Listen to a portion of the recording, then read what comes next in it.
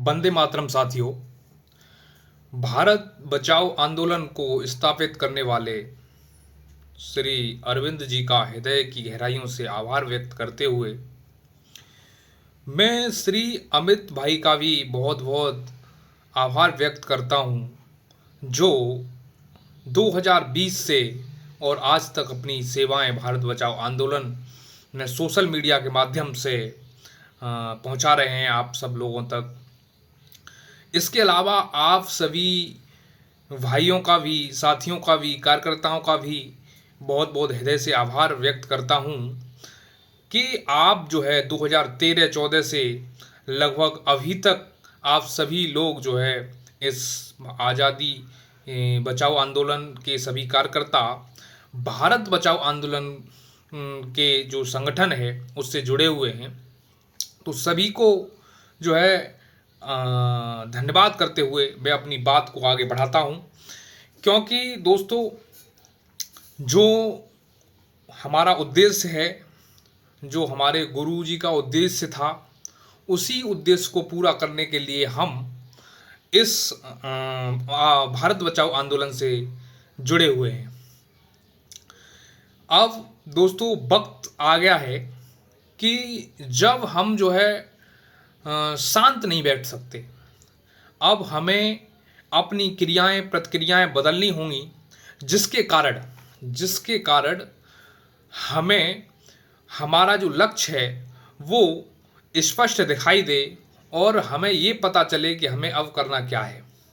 क्योंकि आपको पता है सिस्टम की जो लूट है, सिस्टम जिस तरीके से हमारे देशवासियों के साथ, हमारे कार्यकर्ताओं के साथ जिस तरीके से दुर्व्यवहार कर रहा है, रणनीतियां बना रहा है, आने वाले समय में आदमी सिर्फ और सिर्फ मजदूर बनकर रह जाएगा इस हिसाब से कि आप रोटी खाएं और काम करें, इसके अलावा कुछ नहीं। क्योंकि आपको भी पता है कि भारत की जो इकोनॉमी है उसका जो 95% हिस्सा है, जो 95% जो हिस्सा है, 100% अगर इकोनॉमी है और उसमें से 95% जो है पैसा, धन, इकोनॉमी, वो जो है सिर्फ 5% लोगों के पास में है। और उसमें कौन कौन लोग हैं तो आपको पता ही होगा कि सिस्टम में ये जितने भी नेता हैं ये सभी जो है उस इकोनॉमी का हिस्सा हैं। इसके बाद सिस्टम में जितने बिजनेसमैन हैं, अडानी, अंबानी, टाटा, बिरला, जितने भी हैं, ये सब उस सिस्टम का हिस्सा है, 5% में आते हैं। इसके अलावा जितने भी अधिकारी हैं, अधिकारी का मतलब ये है कि जो अखिल भारतीय सेवाओं से सिलेक्ट होकर के भारत को सेवाएं देते हैं, जैसे कलेक्टर हुआ, इसके अलावा एसपी हुआ, इसके अलावा जो है आपके आईडी, आईजी, डीआईजी, चुनाव आयोग के जितने भी अधिकारी, इलेक्शन कमीशन वगैरह, सीबीसी वगैरह, जितने भी सरकारी अफसर हैं, जो जज वगैरह होते हैं, ये सभी की मैं बात कर रहा हूँ। जो सरकारी अधिकारी हैं जो है वो जो है इस सिस्टम का हिस्सा हैं। उनके पास भी काफ़ी धन है। आपने देखा होगा कि कितने कितने पोर्टलें निकलते हैं, करोड़ों करोड़ों रुपए के घोटाले लोग करते हैं, कितनी घूस लेते हैं, कितने करप्शन करते हैं ये लोग। तो दोस्तों हमें अब ये पैसा उनके पास जो जाता है वो उनके बाप का पैसा नहीं होता, ये हमारे देश के गरीबों का पैसा होता है, ये हमारा पैसा होता है, ये हमारे देश के किसानों का पैसा होता है, ये हमारे देश के युवाओं का पैसा होता है, ये पैसा हमारे जो है जो माताएं बहनें होती हैं उनका पैसा होता है। अब आप कहेंगे कि वो उनका पैसा कैसे होता है? वो उनका पैसा इसलिए होता है कि जब हम कोई भी सामान खरीदते हैं तो हम उस पर जीएसटी देते हैं, यानी उस पर हम गुड्स सर्विस टैक्स देते हैं। इसी तरह के हम जब कहीं रोड पे चल कर जाते हैं तो हम किसी भी सवारी में यात्रा करते हैं, तो दोस्तों किसी भी कन्वेंस में यात्रा करते हैं, बस हो, ट्रेन हो या फिर आदि चीज़ें हों, तो हम उनमें क्या है पैसा इन्वेस्ट करते हैं, हम उनमें जो है टिकट कराते हैं। तो जो पैसा जो है टोल टैक्स के रूप में, टिकट टैक्स के रूप में, किराए भाड़े के रूप में इन लोगों तक पहुंचता है और वो पैसा भारत की संचित निधि में जमा होता है। और वो पैसा जमा होने के बाद वो पैसा सरकार का जो प्रधानमंत्री होता है, जो सरकार की मंत्रिपरिषद होती है, वो उस पैसे को फिर जो है आदि आदि विभागों में बांटती है और उसी पैसे से ये सारी सेवाएं जो भारत में योजनाएं चलती हैं वो चलती हैं। तो ऐसे कहने के लिए तो सिस्टम में मैं बहुत सारी बातें, ये टॉपिक इतना बड़ा है कि इस पर मैं बहुत देर तक आपसे गंभीर रूप से चर्चा कर सकता हूँ। लेकिन कहने का मतलब ये है कि मैं जो है बहुत ज़्यादा इधर उधर की बातें ना करते हुए आपको बस खाली एक दिशा निर्देश देना चाहता हूँ कि आने वाले समय में हम इस YouTube चैनल पर या फिर जो है भारत बचाओ आंदोलन का जो ग्रुप है, जो संगठन का ग्रुप है, इस पर हम डेली बेसिस पर अभी फ़िलहाल तो हम जो है मानसिक रूप से जो है आपको स्ट्रॉन्ग करेंगे, आपको जानकारियाँ देंगे। उसके बाद में हम फिर हम कुछ ट्रेनिंग कैंप बनाएंगे जहाँ पर हम कार्यकर्ताओं को बुलाएंगे, वहाँ पर उनको ट्रेनिंग देंगे कि किस तरीके से। बहुत सारे कार्यकर्ता हमारे साथ ऐसे जुड़े हुए हैं जिनको ये पता नहीं है कि हमें काम कैसे करना चाहिए। तो दोस्तों, उनको हम जो है गाइड करेंगे किस तरीके से काम करना चाहिए, किस तरीके से लोगों से बात करना चाहिए, कैसे लोग हमको जोड़ने चाहिए, ठीक है। इसके अलावा अब सबसे बड़ी समस्या आती है कि कार्यकर्ता जब काम करता है तो उसको इकोनॉमी यानी पैसे की दिक्कत आती है कि किराया कहाँ से आएगा, उसकी इकोनॉमी कैसे जो है मैनेज होगी, खाने पीने को कहाँ से होगा। तो वो सारी चीज़ें हम आपसे शेयर करेंगे आने वाले कुछ वीडियो में कि कैसे खाने को कहाँ से मिलेगा, पैसा कहाँ से आएगा घूमने के लिए, और आप जो है अपनी दैनिक दिनचर्या कैसे पूरी करेंगे। तो ये सारी चीज़ें आपको जो है, अगर आप काम करना चाहते हैं, भारत बचाओ आंदोलन के साथ अगर काम करना चाहते हैं, तो ऐसी सारी चीज़ें मैं आपके साथ शेयर करूँगा। आने वाले समय में हम जो है अभी सोशल मीडिया के माध्यम से तो आप कभी भी हमसे जुड़ सकते हैं, और इसके अलावा अगर आप जो है हमसे ऑफलाइन जुड़ना चाहते हैं, यानी आप हमसे डायरेक्टली मिलना चाहते हैं, तो आप जो है हमें पहले कॉल करें, उसके बाद हम आपको एड्रेस बता देंगे। नोएडा, दिल्ली के आसपास आप कहीं भी हमसे मिल सकते हैं। इसके अलावा हम अब आने वाले समय में कुछ सभाएं भी भारत में लॉन्च करने जा रहे हैं। सभाएं का मतलब ये है कि अब हम जो हमारे कार्यकर्ता हैं वो जो है पूरे भारत में भ्रमण करेंगे, घूमेंगे, यात्राएं निकालेंगे, सभाएं करेंगे। तो दोस्तों, उनके माध्यम से भी अब हमारा लोगों से ज़्यादा लोगों से जुड़ना होगा। अब सोने का समय नहीं है, अब जागने का समय है, और आने वाले समय में हम जो है बहुत बड़े लेवल पर अब इस संगठन को स्थापित करने जा रहे हैं। अब सबसे बड़ी प्रॉब्लम क्या आती है कि भारत की जो प्रमुख समस्याएं हैं, सबसे पहले हम उन पर काम करेंगे। तो वो क्या क्या समस्याएं हैं?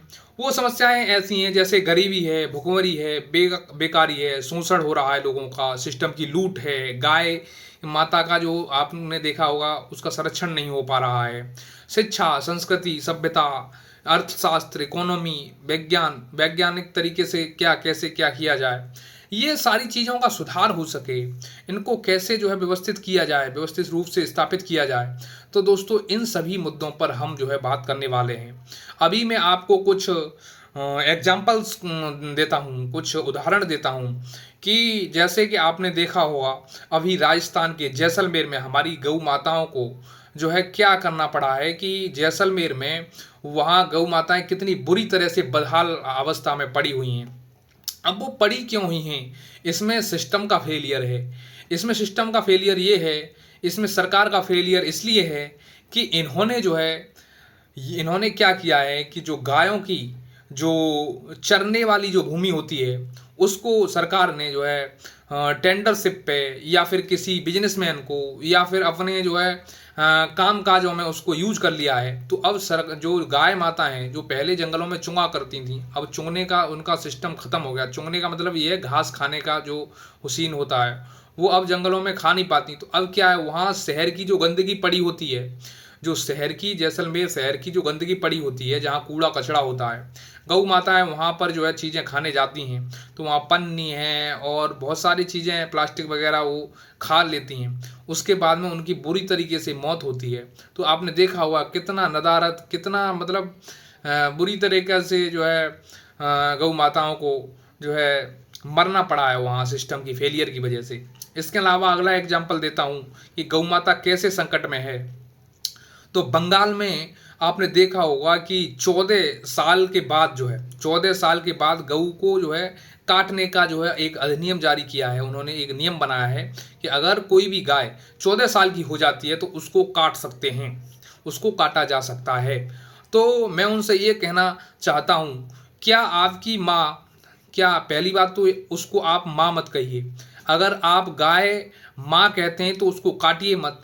अगर आप जो है पशु कहते हैं तो कुछ सोचा भी जा सकता है। तो आप उसको पूजा भी करते हैं उसकी, चाहे नरेंद्र मोदी हों, चाहे योगी हों, या फिर भारत के कोई भी नेता हों, ये पूजा भी करते हैं और उसके बाद में उसको काटते भी हैं। तो ये सबसे बड़ी, अब जैसे मान लो कि जब वहाँ का मुख्यमंत्री नियम बना रहा है तो सरकार तो बीजेपी की है, तो इनको केंद्र से इस चीज़ को रोकना चाहिए, उनके लिए आदेश करने चाहिए कि ये मतलब नियम गलत हैं। लेकिन ये सभी जो है सिस्टम के साथ मिले हुए लोग हैं। आपको पता होगा कि पहले जो गाय का मांस था, जो हमारे मांस बीफ एक्सपोर्ट होता है भारत से विदेशों के लिए, तो उसमें जब कांग्रेस की सरकार थी तब हमारा भारत 9वें नंबर पर आया करता था। लेकिन आज की डेट में, अगर आज की डेट में देखा जाए तो भारत की जो जो स्थिति है वो इतनी बिगड़ी हुई है कि भारत जो है पहले नंबर पर है, पहले नंबर पर बीफ एक्सपोर्टिंग में है भारत। तो आप देख सकते हैं कितने बड़े लेवल पर गायों को काटा जा रहा है। और आपने देखा होगा कि ये जो है, जो बड़े बड़े जो बूचड़खाने होते हैं उनके जो मालिक होते हैं वो माफिया लोग जो है ये पार्टियों को चंदा भी देते हैं, आपको ये भी पता होगा।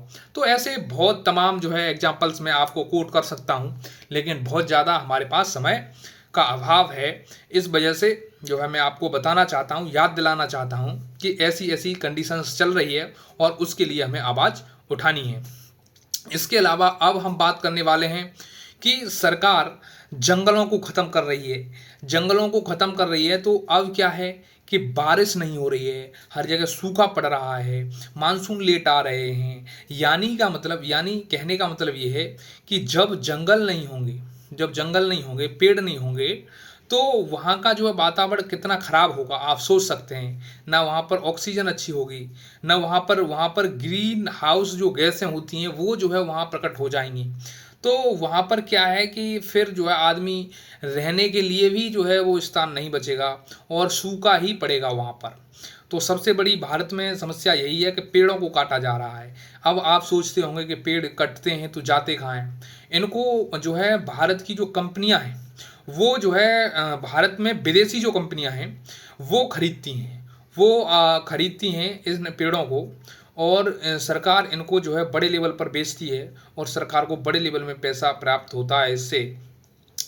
लगभग जो है भारत में हर साल करोड़ों पेड़ काटे जाते हैं। अब उसका जो यूज है वो जो है विदेशी कंपनियों के माध्यम से होता है।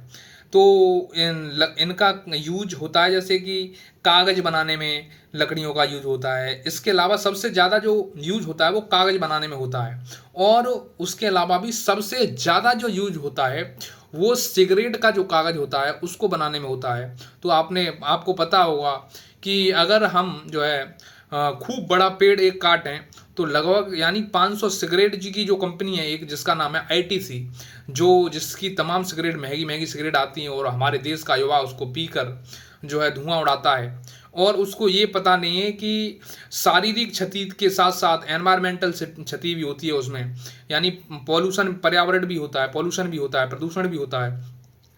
तो ये जो है चीज़ें बाहरी होंगी, अंदरूनी भी पर्यावरण होता है, मतलब पॉल्यूशन होता है यानी प्रदूषण होता है। तो इस तरीके से आप देख सकते हैं कि ये कितने बड़े लेवल पर जो है आदमी को बाहरी अंदरी तरीके से और उसके बाद में आर्थिक कंडीशन से भी जो है आदमी को जूझना पड़ता है। और इससे क्या होता है, देश की इकोनॉमी का पैसा जो है आईटीसी कंपनी में जाता है और आईटीसी कंपनी उसको विदेश लेके चली जाती है, यानी अमेरिका लेके चली जाती है।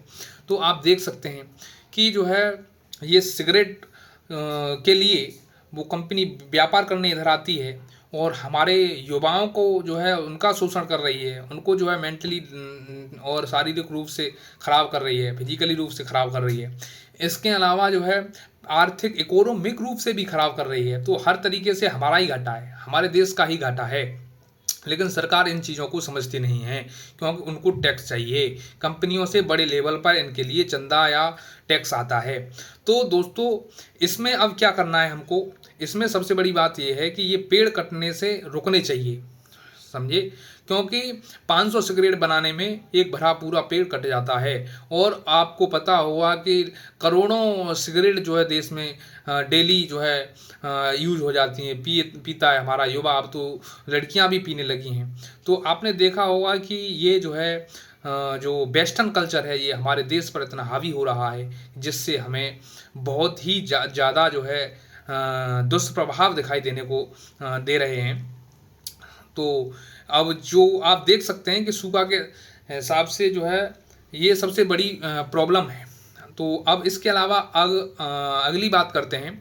अगली बात क्या है? अगली बात है नीट का पेपर। अभी आपने देखा होगा हालिया में नीट के पेपर का, यानी सरकार जब से ये आई है 10 सालों में, पिछले 10-11 सालों में अभी तक का रिकॉर्ड है 100 से ज़्यादा पेपर लीक हो चुके हैं और उनका फिर री एग्ज़ाम कराया गया है। और तो और बिहार में तो एक पेपर ऐसा हुआ जिसका एग्ज़ाम 4 बार कराया गया, 4 बार एग्ज़ाम कराया गया। सोचिए आप कितना जो है नदारद सिस्टम है। ठीक है, तो आप इस चीज़ को देख सकते हैं। इसके अलावा और भी मैं जो है कुछ चीज़ें आपसे शेयर करने की कोशिश करता हूँ। जैसे कि सबसे बड़ी प्रॉब्लम आती है कि पानी की समस्या हमारे देश में सबसे बड़ी है, जबकि इन्होंने पूरे भारत को जल मुक्त कर दिया है, यानी जल से सारा देश जो है बिल्कुल कोई दिक्कत नहीं है कहीं भी, ऐसा सरकार ने टारगेट बनाकर रखा है। जैसे मैं अभी बात करने वाला हूँ अगली वीडियो में सस्टेनेबल डेवलपमेंट गोल के बारे में। इनका मतलब होता है सतत विकास, जैसे गरीबी है, भुखमरी है। जैसे कि सबसे पहले जो सस्टेनेबल डेवलपमेंट गोल्स जो हमें अचीव करने हैं उनके बारे में अगर मैं बात करना चाहूँ तो सबसे पहले उसमें गरीबी है, फिर भुखमरी है, फिर इसके अलावा जो है पानी की समस्याएं हैं। तो फिर ऐसी ऐसी समस्याएं उन्होंने इसमें लिख रखी हैं, लेकिन ये कभी फॉलो नहीं करते हैं उन चीज़ों को, ना कभी पूरी हो पाएंगी।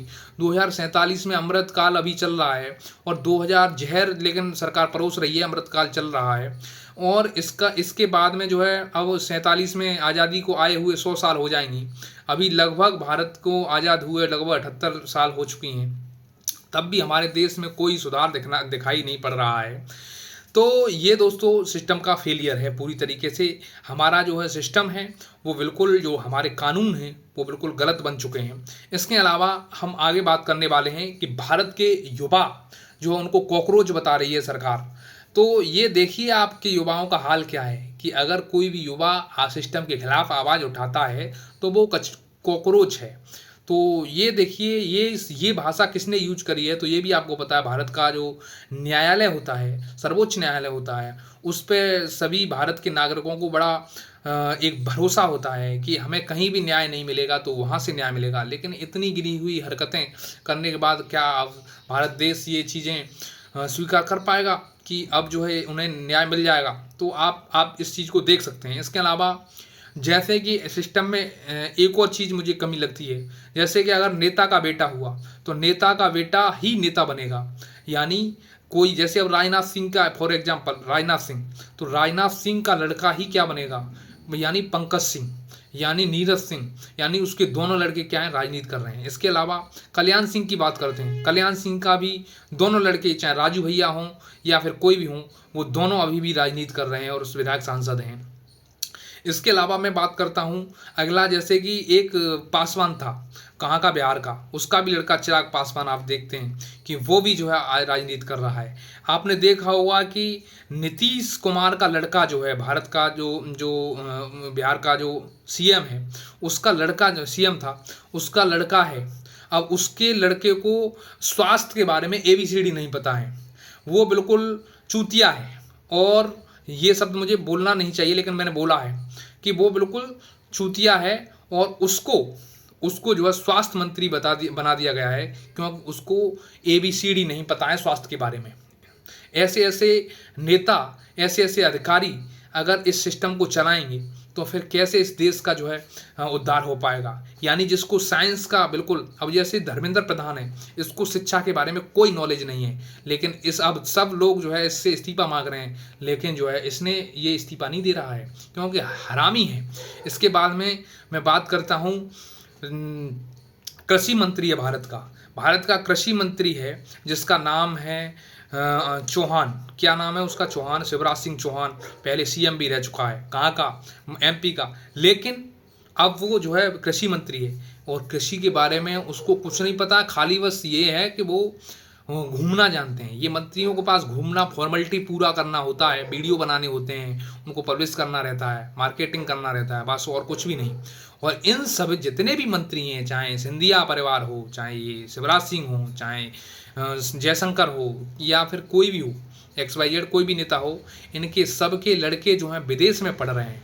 और हमारा जो बच्चा है, जो हमारे देश के नागरिक हैं, जो हमारे देश के युवा हैं, जो हमारे देश के बेरोजगार युवा हैं, उनके लिए एग्ज़ाम भी ये सुचारू रूप से नहीं करवा पा रहे हैं। तो ये आप देख सकते हैं। तो कुल मिला के ये सिस्टम का फेलियर है कि नेताओं का बेटा नेता बनेगा, अभिनेताओं का बेटा यानी एक्टर्स, हीरो का बेटा हीरो ही बनेगा, डॉक्टर का बेटा डॉक्टर ही बनेगा, बिजनेसमैन का बेटा बिजनेसमैन ही बनेगा।